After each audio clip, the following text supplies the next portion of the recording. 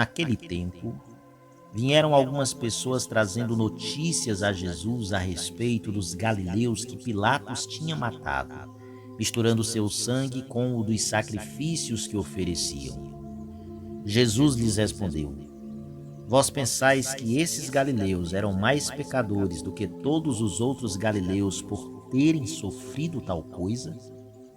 Eu vos digo que não. Mas se vós não vos converterdes, ireis morrer todos do mesmo modo. E aqueles 18 que morreram quando a torre de Siloé caiu sobre eles, pensais que eram mais culpados do que todos os outros moradores de Jerusalém? Eu vos digo que não. Mas se não vos converterdes, ireis morrer todos do mesmo modo. No Evangelho de hoje, Jesus nos convida a refletir sobre o juízo, sobre o fato de que prestaremos contas a Deus. Em primeiro lugar, ele cita 2 acontecimentos de sua época, 2 tragédias. A história de quando Pilatos, governador da Judéia, mandou matar alguns fariseus, sobre o qual Jesus afirma: Vós pensais que esses galileus eram mais pecadores do que todos os outros galileus por terem sofrido tal coisa? Eu vos digo que não. Mas se não vos converterdes, ireis morrer todos do mesmo modo. Em seguida, Jesus fala da torre de Siloé, que caiu em cima de 18 homens que certamente, ao saírem de suas casas para trabalhar, não imaginavam o que lhes aconteceria. Essas são 2 notícias da época de Jesus que têm relação com a imprevisibilidade da vida. E elas não se distanciam muito das tragédias atuais. Mortes repentinas, explosão de carro-bomba, acidente de trem, queda de avião, furacão, terremoto, guerras onde dezenas, centenas morrem. É como se Jesus estivesse dizendo: tenha cuidado, você que anda muito seguro de si, pensando que as tragédias só acontecem com os outros. Porque, meus irmãos, tem muita gente que pensa que acidentes e tragédias só acontecem com as outras pessoas. Mas eu tenho uma notícia para lhe dar. As tragédias, os acidentes, podem acontecer com qualquer um. Afinal, não somos o centro do universo. Os desastres, os acidentes, os imprevistos acontecem com todo mundo. A questão fundamental é estar pronto para se apresentar diante de Deus, pois quem não estiver pronto irá para o inferno. É o que nosso Senhor diz: se não vos converterdes, perecereis. Precisamos entender que acidentes e tragédias acontecem e não há nenhuma razão para sermos preservados deles. Eis porque devemos estar prontos para prestar contas a Deus. Jesus alerta para um resquício de soberba que está em nós devido ao pecado original. É a soberba de crer-se intocável. Frequentemente encontramos pessoas revoltadas com Deus por causa da morte de um ente querido ou por causa de alguma tragédia. Mas a pergunta é: será que essas pessoas achavam que seus parentes eram imortais? Será que eles achavam que as pessoas ao seu redor constituem uma classe superior de seres humanos aos quais não acontecem nada de mal? Meus irmãos, é perceptível o resquício de soberba que aí está presente.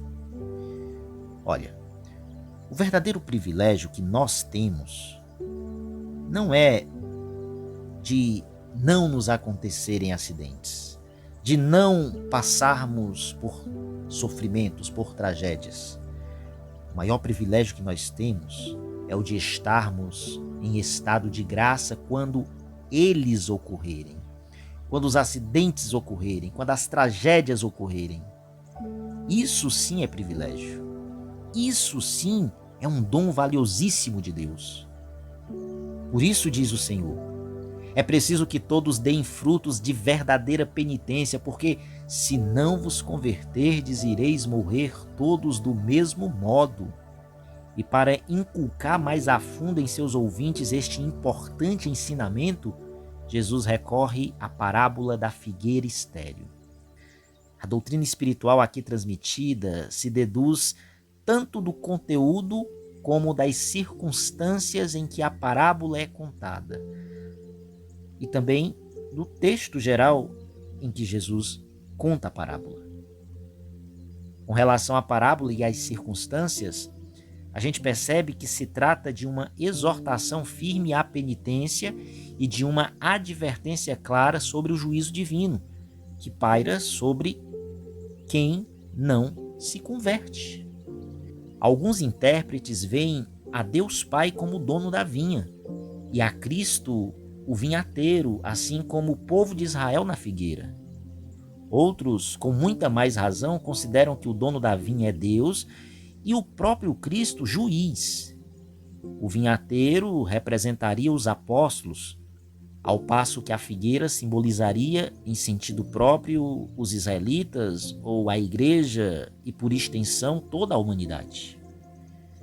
Há quem veja nos 3 anos uma alusão aos 3 períodos da história de Israel, antes da lei, sob a lei e depois da lei. Outros opinam que se trata de uma referência aos 3 anos da vida pública de Nosso Senhor. Outros ainda veem como o tempo da lei e dos profetas, o tempo do cumprimento das promessas em Cristo e o tempo da ação da igreja. Mas seja como for, estamos no último ano, no tempo final para que frutifiquemos, ou então seremos cortados. O contexto global do evangelho de hoje põe em relevo as 2 formas principais de Deus falar a todo homem. Por um lado, a desgraça, e por outro lado, a pregação. Deus nos fala pela desgraça, pelos acidentes, pelas tragédias, a fim de nos tirar da nossa zona de conforto e despertar-nos do nosso apego aos prazeres da vida.